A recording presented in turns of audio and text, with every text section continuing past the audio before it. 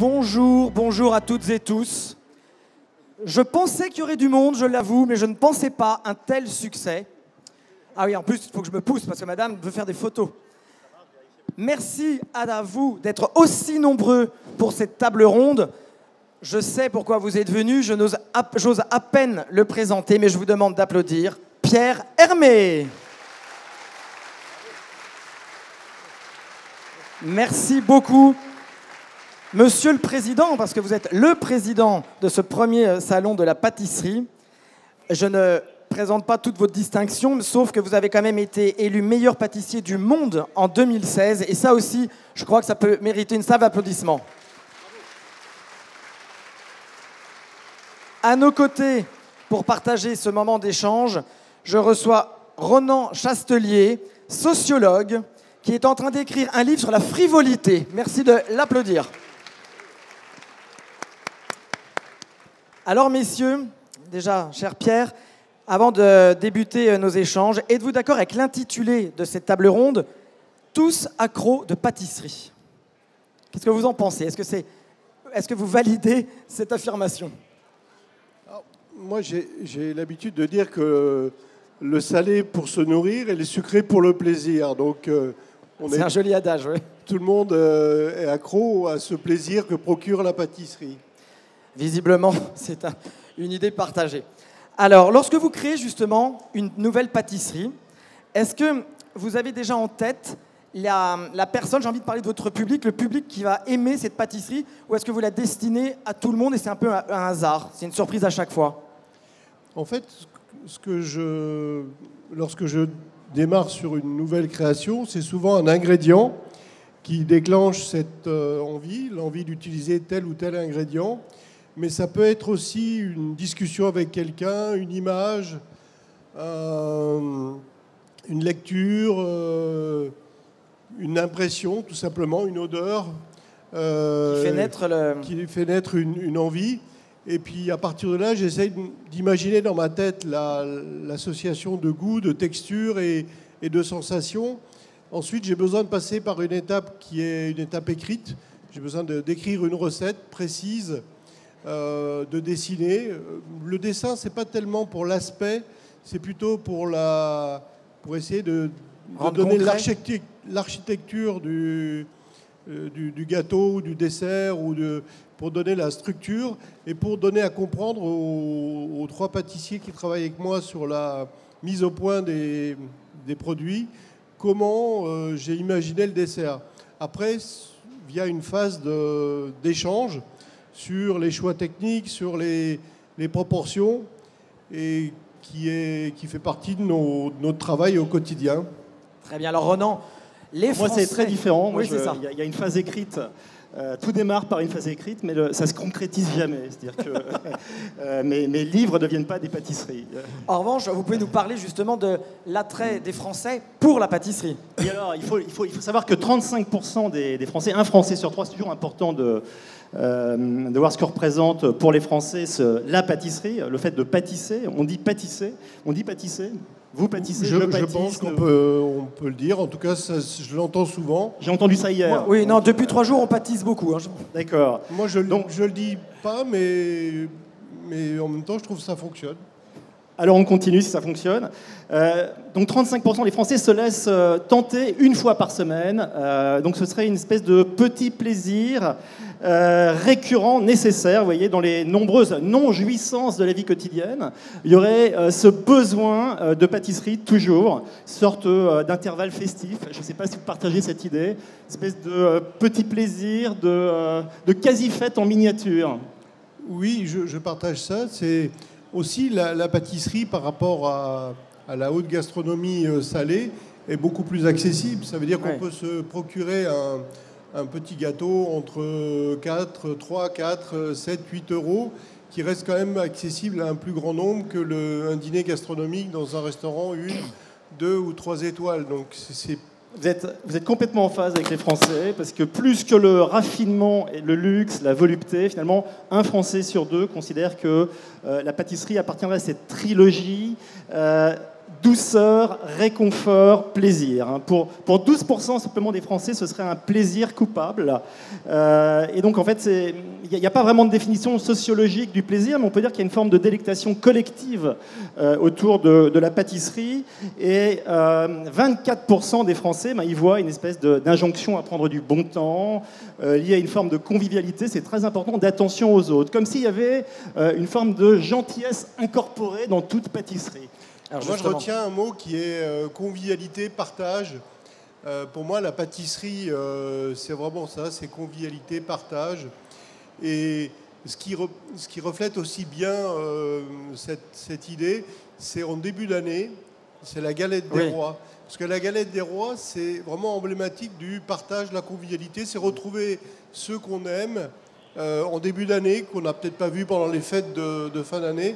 Et de démarrer l'année ensemble et puis de poursuivre un peu plus tard avec d'autres... Alors justement, vous parlez de la galette, mais il y a aussi en fin d'année les bûches. Ce sont pour vous, pâtissiers, des passages un peu obligés. Est-ce que ce sont des moments moins drôles, ces galettes, ces bûches que vous attendez, ou au contraire des moments de l'année où vous recréez à chaque fois et qui vous permettent de réinventer? Alors, il y a deux aspects. Il y a le travail de préparation, de création. Pour moi, il commence le 2 janvier. Et il se termine aux alentours de la fin juin pour être prêt et pour organiser les emballages, les achats, tout ça. Et puis après, au moment de Noël, dans les ateliers, c'est vraiment un moment de motivation, d'émulation, même si c'est intense, si les pâtissiers travaillent beaucoup, mais c'est un vrai moment de travail ensemble, intense et qu'on aime bien partager.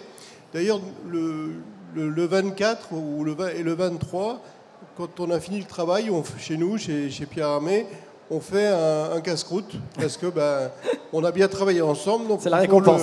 Il faut qu'on le termine ensemble avec un petit casse-croûte, un moment de partage ensemble. D'accord.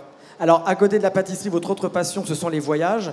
Comment vous vous inspirez de vos voyages pour créer de nouvelles pâtisseries? En fait, c'est plutôt les ingrédients que je découvre dans les voyages qui m'inspirent, mais aussi ça peut être des pâtisseries, mais c'est plus rare. Les ingrédients, on en trouve partout. On en trouve... Là, je reviens de Macao ce matin, où on a ouvert un salon de thé et on s'occupe d'un hôtel sur place. Et on a fait un dessert avant-hier soir avec ce qu'on appelle les nids d'oiseaux, les nids d'hirondelles qu'on a fait cuire dans un sirop, et on a fait un dessert autour du litchi, de la mangue, des graines de chia, de la pâte de phyllo, pâte cadaïf exactement. Et on a fait un dessert autour de ces saveurs qui ne sont pas nos saveurs habituelles, mais c'est ce qu'on appelle les bird nest. Ça donne une texture assez intéressante et nos convives ont vraiment beaucoup apprécié. Alors, donc, grâce à un nouvel ingrédient que j'avais jamais utilisé. C'était la première fois? C'est la première fois. Et donc ce sera un ingrédient que vous allez utiliser maintenant partout, ou que vous allez seulement à Macao, justement, réservé à Macao? Non, on va essayer de voir comment on peut se le procurer ici. C'est parfois le challenge aussi dans un ingrédient. Je prends par exemple l'exemple du citron noir. Il y a quelques années, j'avais découvert le citron noir. Je ne sais pas si vous connaissez, c'est un citron condiment qu'on utilise dans la cuisine iranienne ou la cuisine irakienne. Ce sont des citrons qui sont bouillis dans l'eau et ensuite séchés au soleil. Et ça donne un goût et une profondeur au goût du citron qui est absolument incroyable. Et à partir du moment où j'ai découvert ça dans une petite épicerie sur le port de Bonifacio, il m'a fallu trouver quelles sont les qualités, d'en trouver plusieurs variétés pour voir quelle était celle qui me convenait le mieux. Et j'ai commencé par faire un macaron infiniment citron noir. L'année dernière, j'ai fait un bonbon au chocolat infiniment citron noir. Et cette année, pour Noël, il y aura une bûche infiniment citron noir. Donc, c'est comme ça, la découverte d'un ingrédient, le cheminement d'année en année avec un nouveau goût, une nouvelle utilisation. Roland ? L'inspiration, c'est quelque chose de très collectif aussi. Je crois que 46% des Français sont inspirés par des vieux livres de cuisine, des grimoires familiaux. Vous savez, la vieille tarte qu'on se refile de génération en génération. On préfère récupérer la recette de la tarte qu'une partie de l'héritage sous forme monétaire. Souvent. Je suis pas sûr, mais... Bon, 46% des Français apprécient le fait maison, c'est-à-dire qu'en fait, ils font des pâtisseries eux-mêmes. Il y a un côté très do-it-yourself.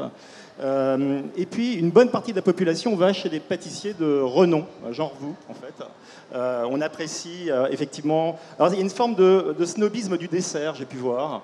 C'est-à-dire qu'effectivement, c'est substantiellement plus cher, mais ça fait plus d'honneur. Hein. Qu'est-ce que vous pensez de ce snobisme du dessert ? Parce que c'est vrai que vous allez chercher des matériaux un peu élémentaires, et puis vous les poussez infiniment au-delà. C'est intéressant, cette histoire. Oui, alors... La ganache, par exemple. Moi, je pense qu'on peut trouver des bons gâteaux dans une boulangerie-pâtisserie de quartier, comme on peut en trouver chez les bons pâtissiers. Je ne mets pas de hiérarchie, tout dépend de l'artisan.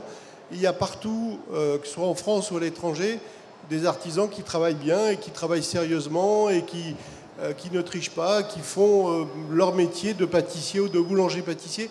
Moi, je suis fils de boulanger-pâtissier, donc je suis la 4e génération. Et je sais que mon père faisait son métier avec beaucoup d'amour, beaucoup d'attention aux produits, même si ce que je fais aujourd'hui est différent, mais je sais qu'il mettait tout son savoir-faire et tout son amour au service de son métier. Donc je ne mets pas de hiérarchie. Par contre, c'est vrai que j'ai cherché à promouvoir une certaine idée de la pâtisserie que j'ai appelée la haute pâtisserie. Oui. Qui permettait à la fois d'accéder à des ingrédients rares, à une qualité de service et une qualité de service dans l'ensemble qui était un peu différent. Mais lorsque je goûte et lorsque je voyage, je ne cherche pas... je vais dans n'importe quelle pâtisserie. Quand je me balade dans une ville, je traverse si je vois une pâtisserie, une boulangerie-pâtisserie, je traverse pour regarder la vitrine. Il y a toujours quelque chose d'intéressant. Ce qui est intéressant, c'est que certains pâtissiers déploient une espèce de grandeur artistique dans leur pâtisserie. Et il y a une forme de création de proximité, quelque chose de très sympathique qui existe dans toutes les pâtisseries. Et ce mélange des deux est marrant, en fait. Oui, en fait... Tout à l'heure, vous repreniez le mot infiniment. Dans mon travail, je fais deux choses. J'ai créé tous les infiniments, ce que j'ai appelé les infiniments, qui sont un goût porté à son maximum, mais par rapport à mon jugement. Donc, les infiniments citron, infiniments vanille, infiniments chocolat et compagnie. Et puis, la création d'associations de saveurs. Je prends l'exemple la plus connue, c'est Ispahan, rose litchi framboise, que à l'origine j'ai imaginé dans un gâteau, que j'ai transformé après dans une 60aine de recettes jusqu'à en faire un livre. Donc c'est à la fois un travail de création originale et après un travail de réinterprétation de ce goût rose litchi framboise dans des cakes, dans un macaron, dans une confiture, dans un cocktail, dans une glace. Et à chaque fois, les gens me disent parfois c'est une déclinaison, oui. Mais ce n'est pas une déclinaison, c'est une réinterprétation. Parce qu'entre faire rose litchi framboise dans un macaron, dans une glace et dans un bonbon au chocolat, ça nécessite vraiment une réinterprétation qui demande une réflexion. Et justement, lorsque vous avez créé le fameux macaron, la durée, Pierre Hermé, est-ce que vous aviez conscience, c'est un lapsus, trop fort, est-ce que vous aviez conscience que ça allait devenir la deuxième tour Eiffel, parce que c'est un incontournable? C'est drôle ce que vous dites, parce qu'on a fait des boîtes que j'ai demandé à la dessinatrice Soledad de faire des boîtes avec les incontournables de Paris, et on a mis le macaron, mais c'était plutôt un clin d'œil. Parce que c'est quand même un incontournable. Oui, oui. Et vous avez mentionné la durée pour laquelle C'était ma question d'après. J'ai travaillé sous forme de conseil pendant 2 années. Et la durée était déjà une maison très connue à Paris pour ses macarons. Et alors moi, j'ai appris à faire les macarons chez Le Nôtre. Et chez Le Nôtre, quand j'ai découvert les macarons, donc il y a plus de 40 ans, malheureusement. J'aimais pas les macarons parce que je trouvais que c'était un produit assez sucré qui manquait d'intensité de saveur. Et c'est là que j'ai compris, au bout d'un moment, que pour qu'un macaron ait beaucoup de goût, il faut une garniture abondante.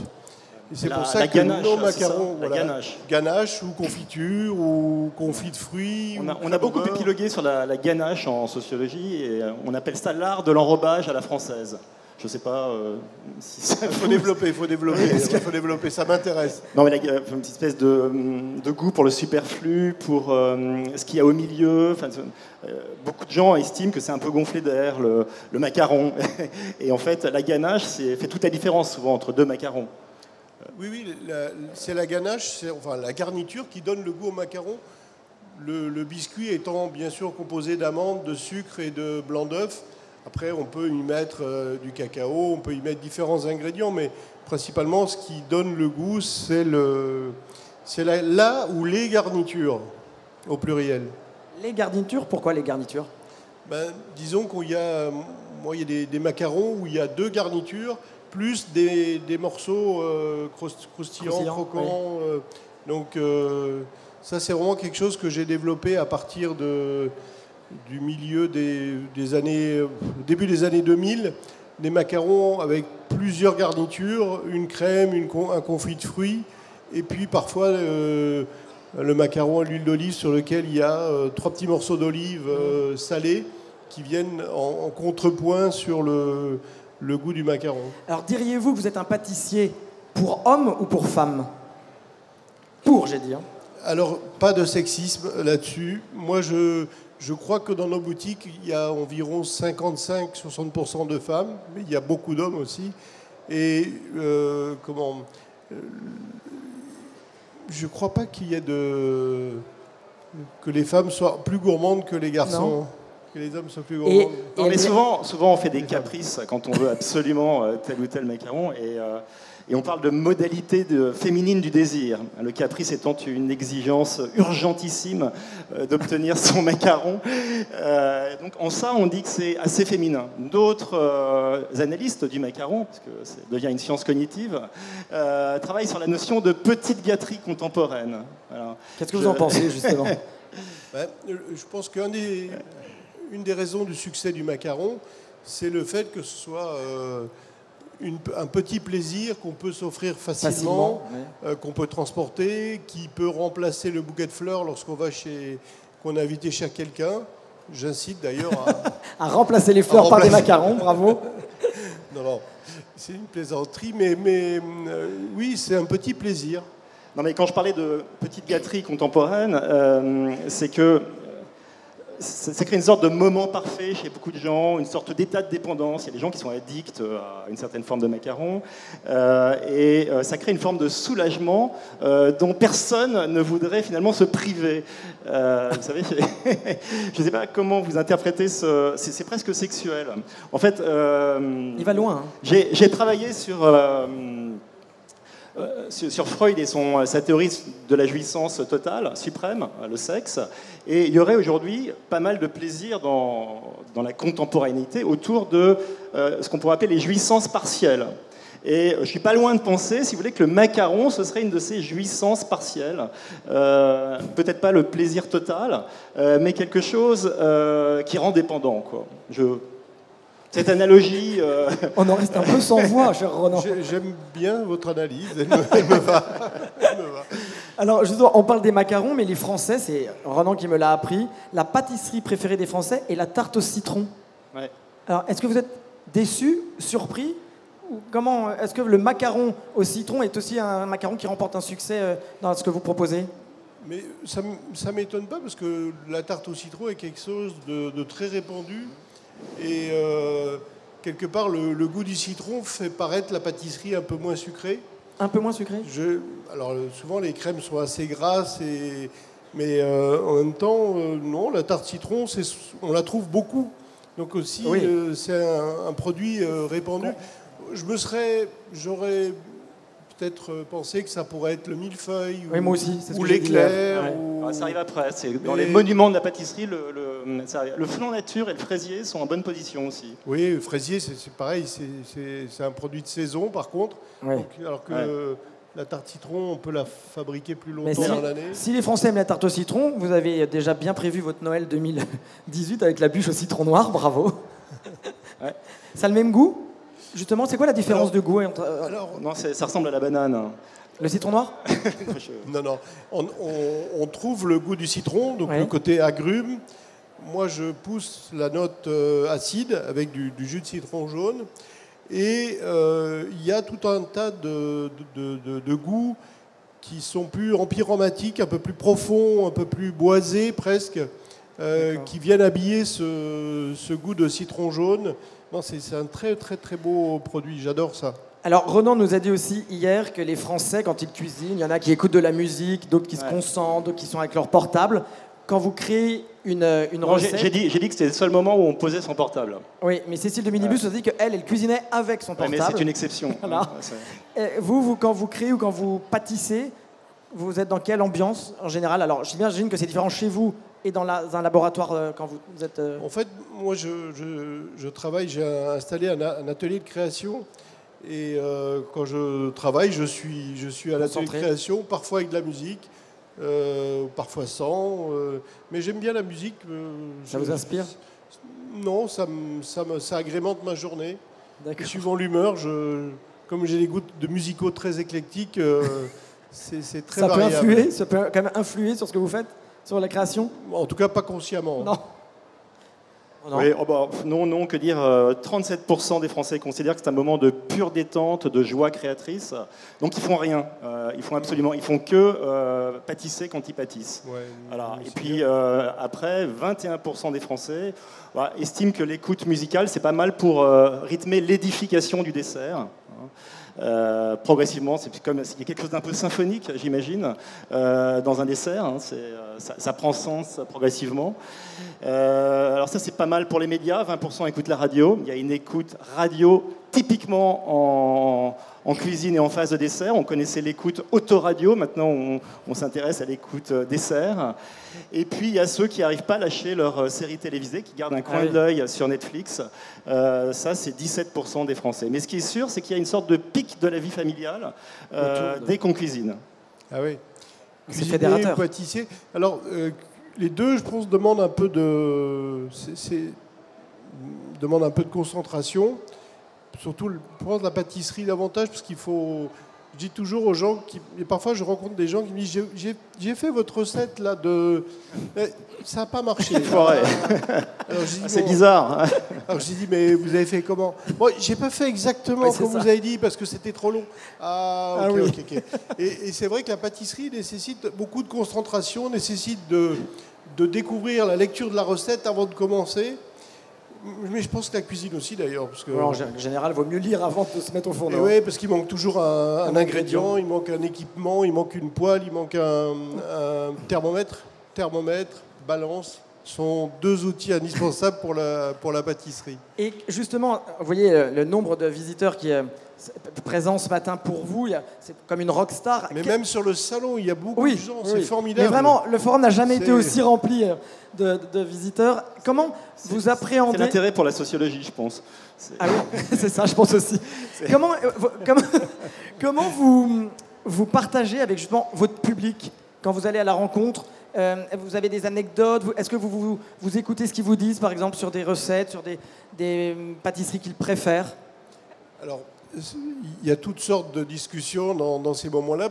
Très souvent, la discussion, c'est une photo. Oui. Et puis, parfois, il y a des gens qui me posent des questions sur une recette, sur un gâteau, ou qui veulent partager. Et tout à l'heure, j'ai malheureusement été obligé d'interrompre parce qu'une dame voulait me parler d'un ingrédient qu'elle a découvert et j'étais frustré parce que j'ai pas pu écouter.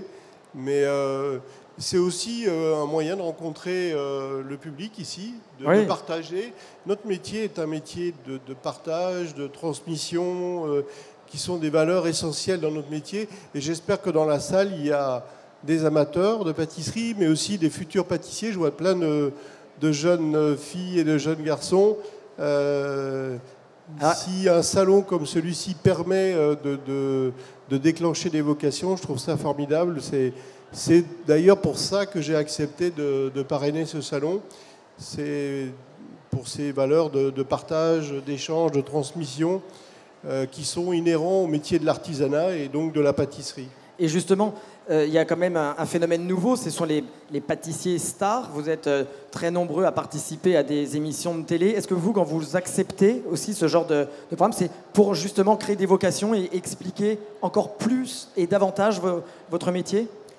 En fait, j'ai accepté de participer à l'émission Le meilleur pâtissier et les professionnels, justement pour cette notion de transmission et de partage avec le public. C'est un autre moyen.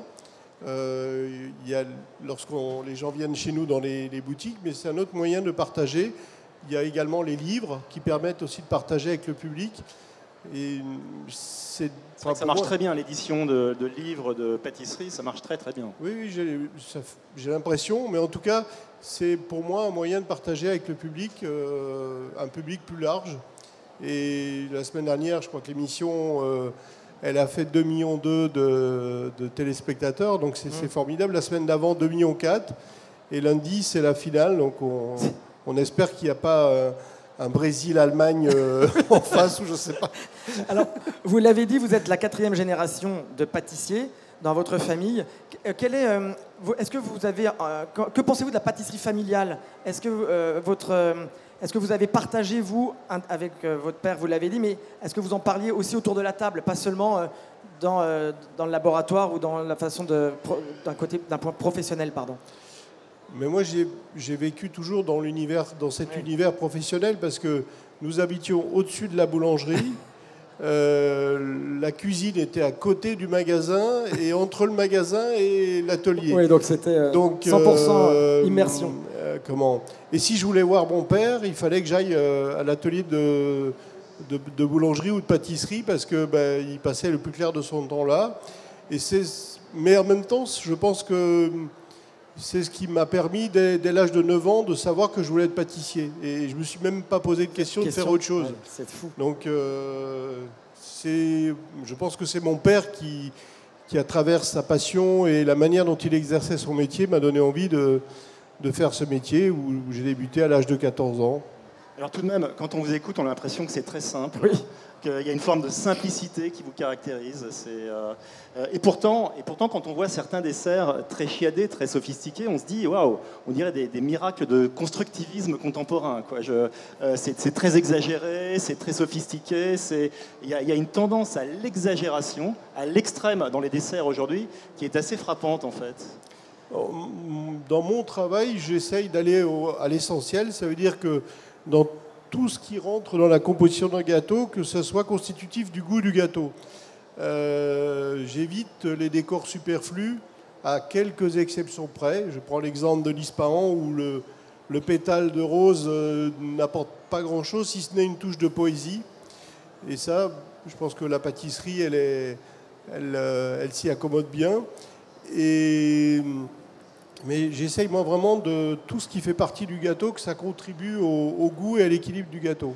Et il y a un engouement aujourd'hui pour le cake design aujourd'hui. Qu'est-ce que vous pensez ? Vous êtes ces gâteaux qui sont que descriptifs, quoi, pas spécialement bons à manger.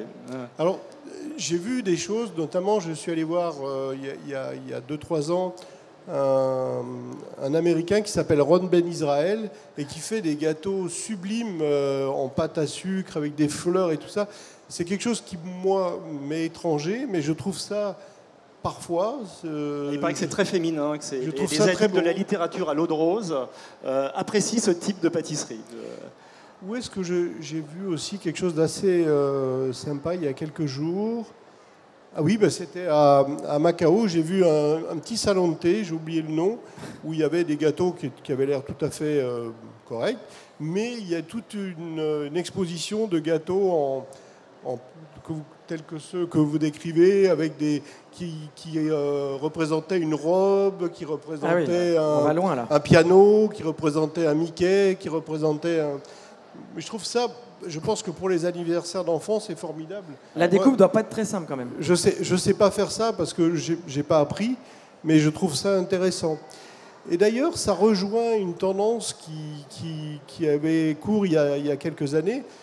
Dans les années 80, quand j'embauchais des pâtissiers, les gars ils venaient me voir avec des books dans lesquels il y avait des photos de pièces en chocolat, de pièces en sucre, de roses en sucre, de fleurs en sucre.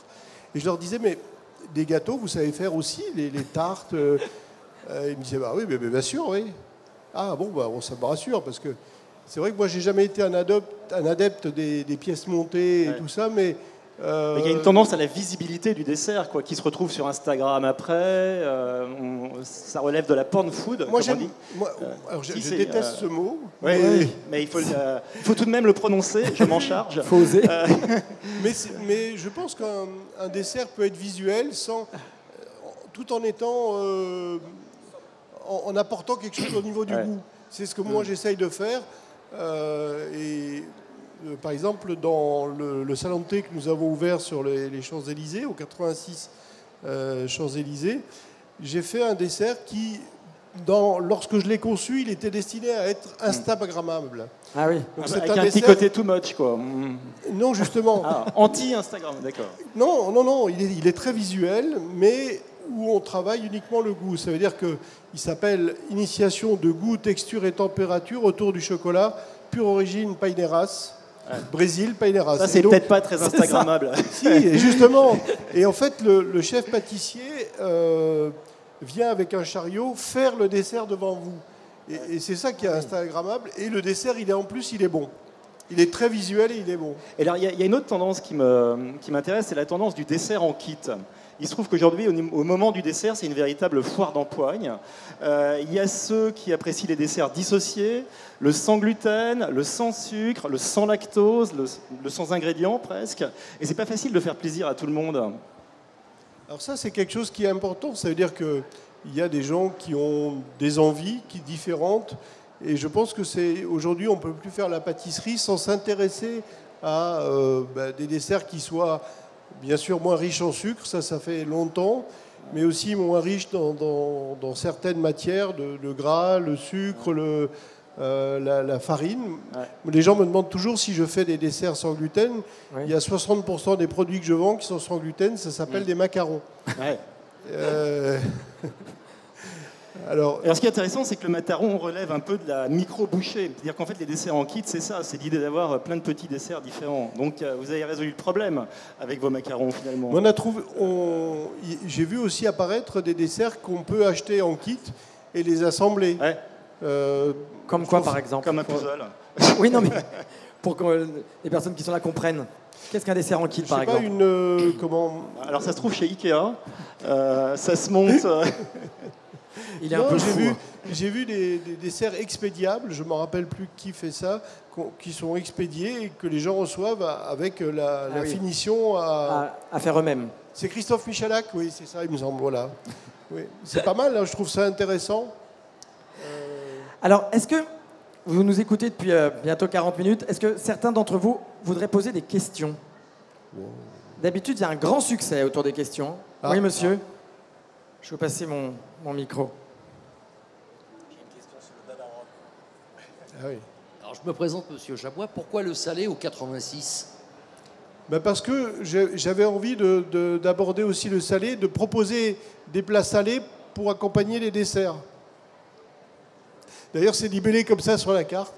J'ai marqué pour accompagner les desserts. Est-ce que quelqu'un d'autre voudrait poser une question ?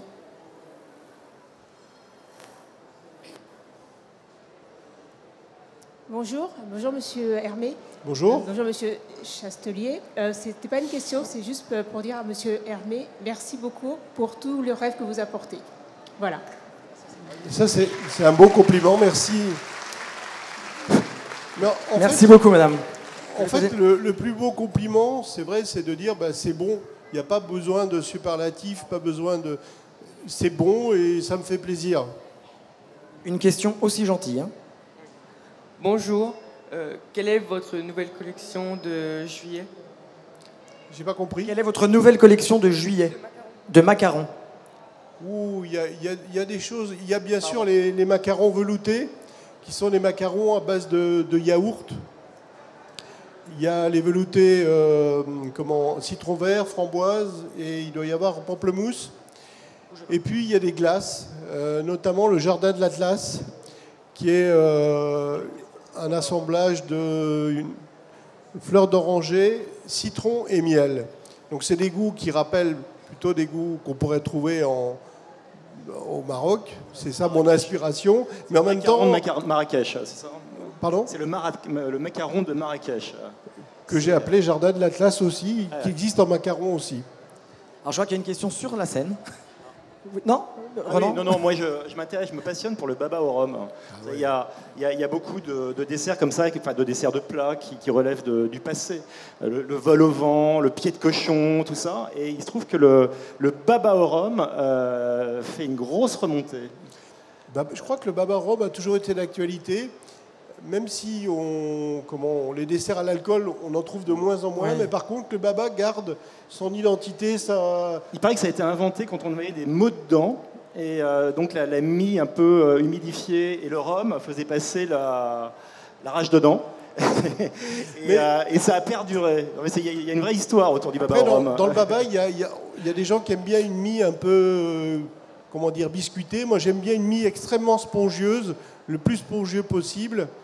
Et il y a quelques années, j'avais fait une variation sur les babas, avec le baba classique, le baba Ispahan, le baba infiniment chocolat, infiniment vanille, infiniment citron, le baba satine. Enfin, j'ai fait toute une déclinaison, une réinterprétation de certains goûts fétiches de la maison.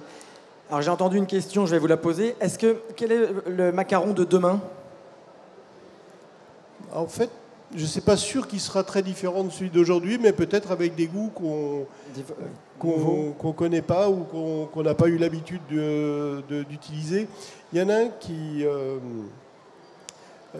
m'intéresse beaucoup, c'est un ingrédient qui est la farine de soja torréfiée, le kinako. J'ai travaillé autour du kinako et je pense qu'il y aura bientôt un macaron au kinako. C'est vrai qu'une des tendances, c'est probablement les desserts salés, les desserts de légumes. Avant, il fallait manger ses légumes pour pouvoir avoir son dessert. Aujourd'hui, il paraît qu'on peut faire directement du carrot cake, du gâteau haricot. C'est un raccourci que je ne prendrai pas de la même façon. Oui, j'ai voulu aller à l'essentiel. J'aime bien, moi, utiliser des ingrédients du salé pour les interpréter en sucré. Ça fait longtemps que je fais ça. Que ce soit de l'huile d'olive, que ce soit de l'asperge. On a en ce moment un macaron, huile de noisette et asperge, petit pois et menthe. Ça, c'est des choses mais c'est toujours avec une interprétation sucrée. Et est-ce que l'Ispahan, parce qu'on a eu un cours avant-hier par Sébastien Clavry, un grand succès, l'Ispahan est vraiment l'incontournable, on vous le réclame tout le temps? C'est le gâteau emblématique de la maison. Oui. Ce qu'il disait. Je crois que le numéro 2 représente en nombre moitié moins. D'accord, ah oui, donc c'est vraiment un fort succès. Écoutez... Et ce qui est intéressant dans l'Ispahan, c'est que en fait, j'utilise l'association rose, litchi, framboise. Alors, parfois, les gens me disent, oui, mais les framboises, c'est pas toujours la saison. Effectivement, on utilise des framboises hors saison en France, mais ce qui m'intéresse dans la framboise, c'est pas tant le parfum que le côté fruité et brutal de la framboise, qui vient en contrepoint de la douceur de la rose et de la douceur acidulée du litchi. Il nous a bien expliqué, c'était très intéressant. Ronan, une question? Non, juste, je constate qu'il s'exprime comme un poète. Oui, c'est un artiste. Bravo pour se déployer. Mais il y a dans toutes ces pâtisseries des moments de poésie, on a l'impression, visuellement et esthétiquement, et du point de vue du goût. Et c'est toujours on a l'impression que les matières se sexualisent d'une certaine manière. Là, vous parlez de votre framboise en contrepoint avec laquelle... et en fait, il y a des contraires, il y a des... Mais lorsqu'on associe et qu'on construit des goûts, on est dans un métier qui n'est pas très loin de l'univers de la parfumerie, où on travaille en parfumerie, on travaille uniquement avec le nez, mais lorsqu'on travaille le goût, on travaille aussi le nez et les papilles. Donc il y a le côté physique en plus dans le travail de pâtissier, dans la dégustation de pâtisserie, mais c'est deux métiers qui sont assez connexes. Et à un moment où vous dites, ça y est, là j'ai la senteur que je voulais au départ, j'arrête. Oui.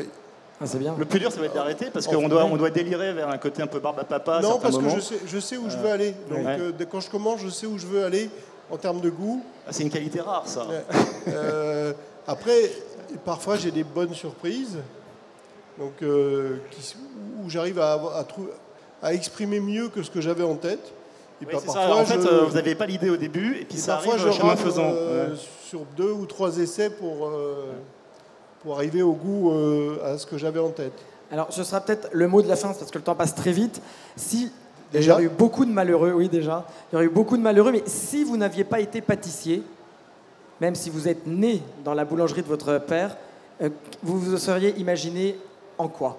Alors, j'avais un grand-père qui était jardinier, et j'avais un oncle qui était architecte. Et ces deux métiers me fascinaient. Mon grand-père, parce que de faire pousser les choses, de s'occuper d'un jardin, c'était fascinant. Et cet oncle qui était architecte, je me disais comment on peut construire des immeubles, des prisons, des écoles, et que les gens viennent habiter dedans, comment on peut projeter ça dans sa tête. Et quoi qu'il arrive, vous auriez créé. Voilà. Merci beaucoup pour ces échanges à tous les deux. Merci à vous pour votre présence. Le salon continue. Merci beaucoup.